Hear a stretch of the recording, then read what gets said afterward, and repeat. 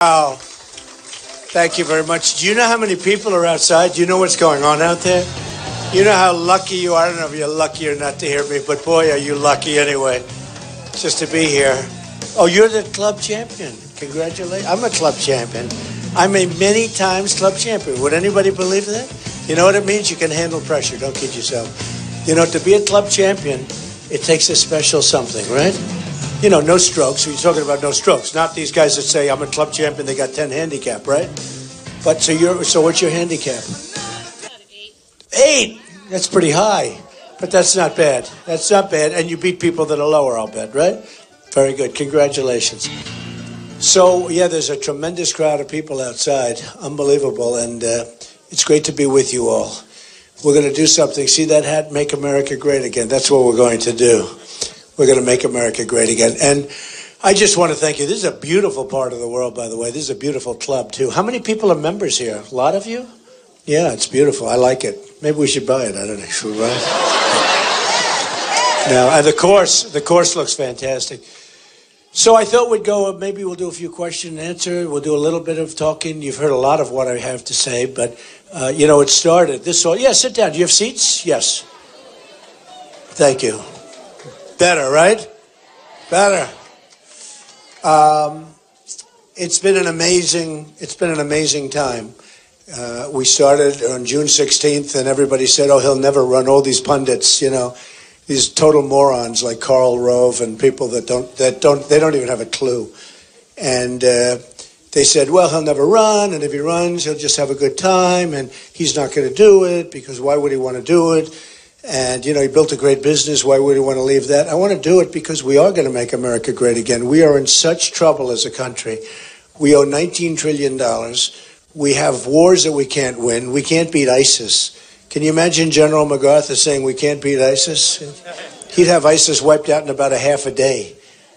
So we're going to do something that, you know, Time Magazine last week, you probably saw. It's a movement. They said it's a movement. It was the cover of Time Magazine. And they've been very nice. They've put me on the cover all the time. I never had so many covers on Time. All my life, I think I was on twice. Now I'm on all the time. But we have a movement going. I have to get used to it. No, it's always an honor. But the last story was so good. Such a great writer. And talked about it as a movement. And, I mean, you see it in here. This room is full. But why are these 3 seats empty? Whose seats are they? They're reserved. Somebody sit there. I hate to see an empty seat. Somebody sit over there. Al, go ahead. My great Al, one of the great vets of the country. Somebody sit there. Right? I never like to see empty seats. There's never an empty seat for Trump, right? Because it's representing what we're doing. It's representing the movement. But there's a movement going on that's incredible. And no matter where we go, we have 25,000, 35,000 people, more than that. We have 20,000 people in Oklahoma twice. And New Hampshire, we had a tremendous victory last week in New Hampshire. And hopefully you folks are going to go out and vote on Saturday. And some of you have probably voted already. Have you voted? Anybody? A lot of people have voted already. They can vote. Thank you. You voted? Yes? Thank you. Otherwise, I'd say, get out of this room. But things are happening that's amazing. And I think hopefully we're going to do very well tomorrow. We just had the Emerson poll. Emerson's a great, great poll. And one of the most accurate. I think they were the ones that got it really right last time or the last 2 times. And the Emerson poll, we just got great numbers with for South Carolina. And they really did a great job last time, so we're honored to have that. We were at 35 or 36. And I think second was 19 or 18. We had a big lead. But, you know, we just assume we're tied because it's much better to it, right? As young guys, you have to always assume you're tied. In fact, assume you're down. That's even better, right? We assume we're down, but we have to get out and vote because if we don't get out and vote, there's no movement, there's no anything. So when it started as trade because it used to drive me absolutely crazy to watch these incompetent, stupid deals where China would consistently outdo us at the trading table. And we use people that are political hacks. We never use our right people. We don't use our great business people. We have the greatest business people in the world, and we don't use them. We use political people that get there because they make campaign contributions to some politician. And it would drive me crazy. Then, of course, I was a very big contributor, and I know the power of a contributor. And all of these politicians that I'm running against, you look at Cruz, you take a look at what he gets from the oil industry and from other industries. You look at Jeb Bush, the head of his campaign is pharmaceutical, Woody Johnson of Johnson & Johnson. So when it comes time to bidding out drugs, we're the largest drug purchaser in the world. They're not going to bid out the drugs. We would save $300 billion a year in this country if we bid out drugs. We don't bid them out. I just found out, a friend of mine who's a doctor called me, he said, we don't bid out drugs. That the biggest in the world, can you imagine? We pay like almost the same as you'd pay if you walk into a drugstore. We're prohibited from bidding. I don't even know why that is. I mean, I do know why, because the senators are controlling the purse strings. I mean, because they're all paid off by campaign contributions. So I'm self-funding. I get no money from these people. I don't want any of their money. I could have so much money. I turn down so much money. They come in. I've been the front runner. Well, it's one of those things. I've been the front runner practically from June 16th. And when you're the front runner, sort of like The Apprentice, I could have had anything. They wanted to extend The Apprentice for a long time. And the head of Comcast, Steve Burke, who's a terrific guy, came up to my office before I announced. He said, we want to do it, we want to do it, we want to extend. And, we had a great run, and it's a lot of money. When you have a successful show, they pay you anything. But I couldn't do it because I was doing this. And I said, Steve, I can't, I'm doing this. And he didn't sort of believe me. He said, oh, you're really not, you're really not. And they announced an extension, which was a little confusing to people because I kept saying I'm not going to do that. So we have Arnold Schwarzenegger doing it. How's Arnold going to do? You think? Could be good, right? Well, we're going to find out soon enough, right? You got to be very fast. When Omarosa goes after you, boom, boom, you got to be quick and you got to be fast. So we'll find out if he's fast. But so it's, it's just something that I wanted to do because we can save so much money. We can make such great trade deals. We have to rebuild our military. Our military is depleted. We have to take care of our vets. Al Baldessaro is back here. And Al is a great vet. Al is a great vet. He loves the vets, and he goes all over the country talking to the vets, and he knows the feel. It's not that he's with me. He likes what I'm doing the best, but Al is a very independent guy, and he'd go look at all of the different. You understand though. But now you're with me. But Al would look at everybody out there, and he sees who has the best and who's going to do the best job for the vets. So I really appreciate Al being here. Al he's the big guy up in New Hampshire, and he wanted to come down here. You have so many vets down here. They're so badly treated. So incredible. The illegals that come into the country are treated better than our vets, and we're going to change that around. So we're going to have strong borders. We're going to have really strong borders. We're going to build a wall. We're going to build that wall. It's going to go up. That period. It's very simple to build.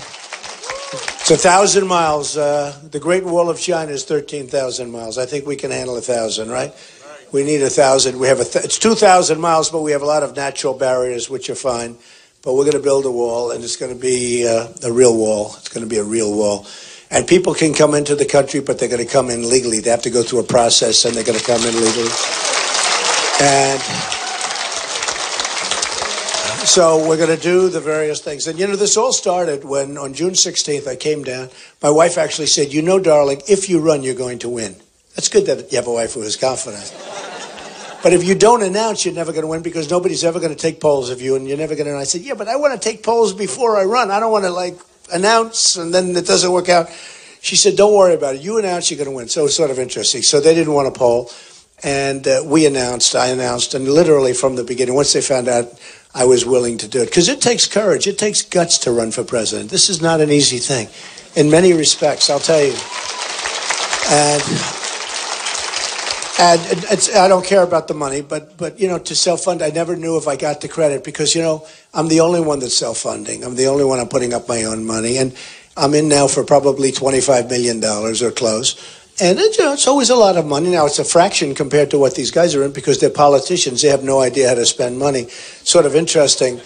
In New Hampshire, I spent $3 million. Bush spent $44 million. I came in first in a landslide, and he was down at the bottom of the pack. Now, who do you want as your president, right? When you think about it. If you think, I mean, and everybody, I spent I think less than anybody else, and we got the best result. And wouldn't it be nice if our country could say that we spent less than other countries and we had the best result? Education, we're number one for spending per pupil by a factor that's so much higher you wouldn't even believe it. By the way, we're getting rid of Common Core. We're going to go local, and But we spent so much. Second doesn't even exist, second place per pupil. So we're number one in spending. You have China, Sweden, Norway, lots of places, Denmark, all these countries, great educational systems. They spend far less than us per pupil. And we're number 30th in a list of 30. We're 30 in education. So we're the worst, and yet we spend the most. That's not what we want. So we're going to get things like that change around.